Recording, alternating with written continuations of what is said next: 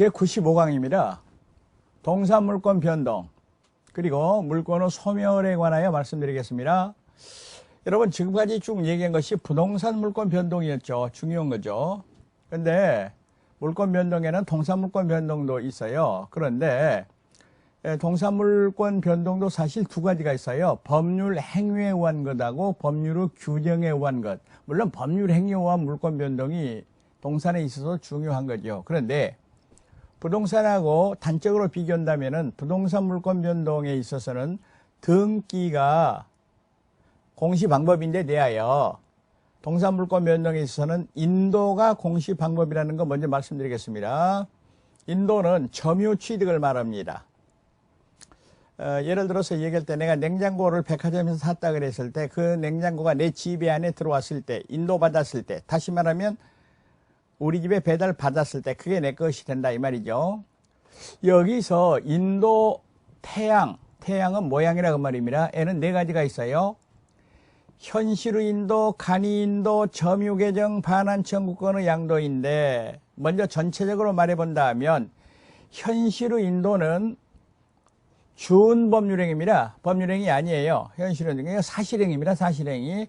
준법률행위 중에서 사실행위라는 거 있었죠. 그런데 대하여 간이인도, 점유개정, 반환 청구권의 양도 이거는 의사표시가 되겠습니다. 의사표시. 현실의 인도는 현실적 점유의 성립입니다. 냉장고를 인도받았다, 시계를 인도받았다 이겁니다. 간이인도는 양수인이 이미 목적물을 점유하고 있는 경우에 의사표시만으로 인도 효과가 생깁니다. 아주 쉬운데요. 예를 들어서 얘기할 때 현재 갑의 소유 동산이었는데 을이 그거를 점유하고 있었어요.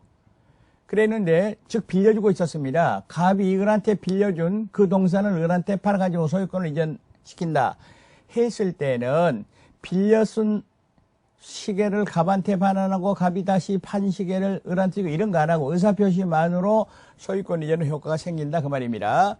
그런데 점유 개정은 반대로 갑이 을한테 시계를 팔고 자기가 계속 빌려 쓰는 겁니다. 그런데 차이점, 요게 개념 정리가 확실해야 됩니다. 간이인도는 양도 전후를 통해 가지고 양수인 을이 점유를 계속하고 있을 것이고 그런데 점유 개정은 양도 전후를 통해 가지고 양도인 갑에게 점유가 인정된다라는 점에 차이가 있습니다. 다음에 반환 청구권의 양도는 빌려준 물건을 예를 들어서 갑이 A한테 빌려준 물건을 그대로 B한테 팔아먹고 현실의 인도 없이 B한테 팔아먹고 B에게 소유권을 취득시킨다 이 말입니다. 다음으로 법률의 규정에 의한 물권 변동이 있습니다. 여기서는 상속, 공용, 징수, 판결, 경매에 있어서는 인도가 필요 없다. 여러분 마치 그거는 187조에 있어서 부동산 물권 변동도 법률의 규정에 관한 경우에는 등기 필요 없는 것과 괴를 같이 하는 것이 되겠습니다. 그리고 더 나아가서 점유 취득 시효도 인정이 됩니다. 그리고 공신의 원칙 이것도 인정이 된다라는 거 유념하시기 바라겠습니다. 여러분 공신의 원칙에 대해서 제가 잠깐 좀 말씀드리겠습니다. 공신의 원칙 앞에서 제가 말씀드렸습니다마는 갑이 을한테 시계를 빌려줬어요. 그러면은 을이 점유자인데 소유권은 갑에게 있는 것이죠. 그랬는데 을이 이거 내 시계다, 을이 이거 내 시계다 이렇게 말했다고 말이죠. 이랬을 때 병이 을의 시계인 줄 알고 그거를 샀더라 이 말입니다. 그리고 점유 취득을 했더라 그 말입니다. 그리고 그게 을이 선의이고 무과실이었다. 그러니까 을은 자기가 주인도 아니면서 병한테 팔아버렸어요. 병은 그런데 을이 주인인지 알았어요. 잘못도 없어요. 과실도 없어요. 이랬을 때는 갑이 병에 대하여 시계를 돌려달라 이런 말 못한다. 다시 말하면은 병이 완전한 소유권을 취득해버린다 했습니다. 제가 앞에서 이걸 잠깐 말씀드렸는데요. 언제 얘기했냐면은 이것도 원시 취득이다. 다시 말하면은 갑의 소유권을 이어받은 거 아니고 법률의 규정에 의하여 독자적인 원인에 의하여 이루어진 경우다라는 얘기가 되겠습니다. 이 경우에는 반드시 점유취득을 해야 됩니다.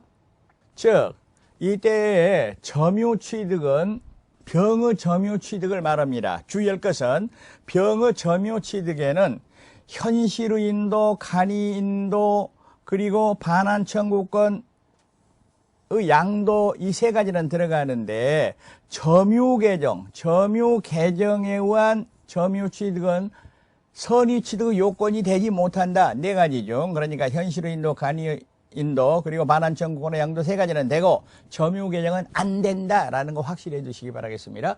계속해서 물권의 소멸에 대해서 좀 보시겠습니다.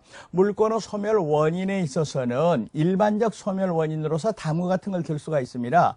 목적물의 멸실, 더 말할 필요 없죠. 소멸시효, 제한물권은 소멸시효에 걸리면은 물권이 소멸합니다. 그리고 포기는 법률행위가 되겠습니다. 이런 것들은 사건이고요.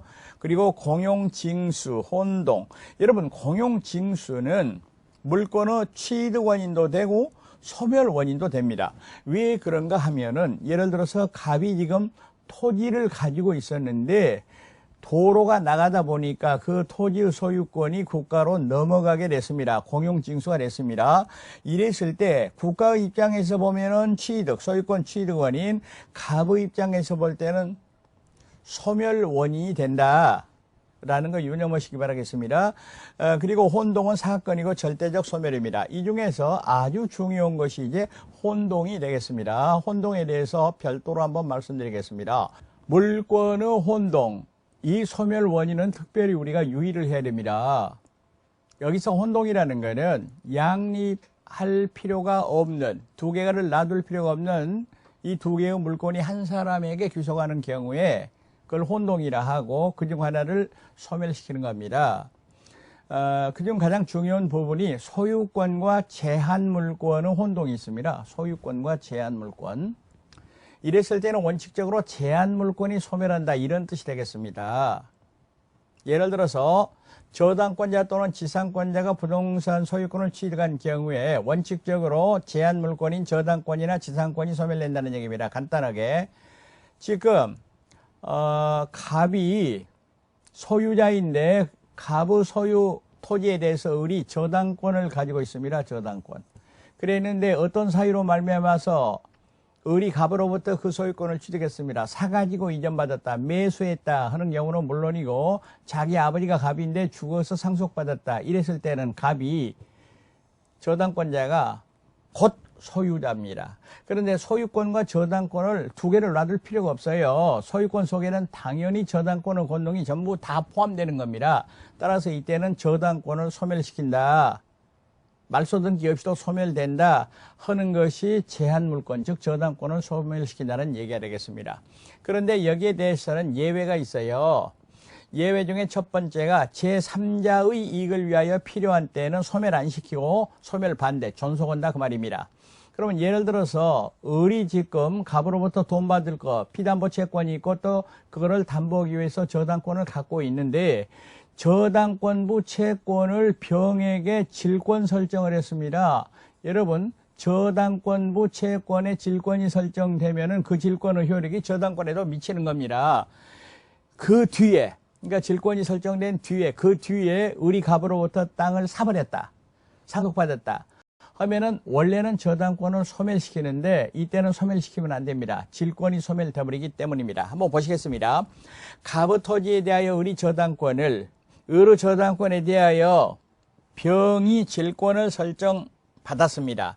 그런데 을이 저당권을 취득하더라도 을이 저당권을 소멸시켜서는 안 된다. 왜? 제3자 병의 질권을 위함이라 하는 거 유념하시기 바라겠습니다. 그런데 본인의 이익을 위하여 필요한 때 그때도 존속시킨다는 얘기가 되겠습니다. 이 부분은 약간 복잡합니다. 갑의 토지에 을이 저당권을 가지고 있습니다. 이 저당권을 1번 저당권이라고 그럽니다. 먼저 설정됐다. 우선이다 이 말입니다. 그 뒤에 또 병이 저당권을 설정받았던 거예요. 저당권 설정받았어요. 1번 저당권, 2번 저당권이 있는데 그 뒤에 을이 가부 소유권을 취득했다면 이때는 이 저당권 소멸이 아니라 그대로 놔둬야 된다 그 말입니다. 만약에 소멸시켜버리면 병의 저당권이 최선순위가 돼가지고 을이 굉장히 손해를 보게 됩니다.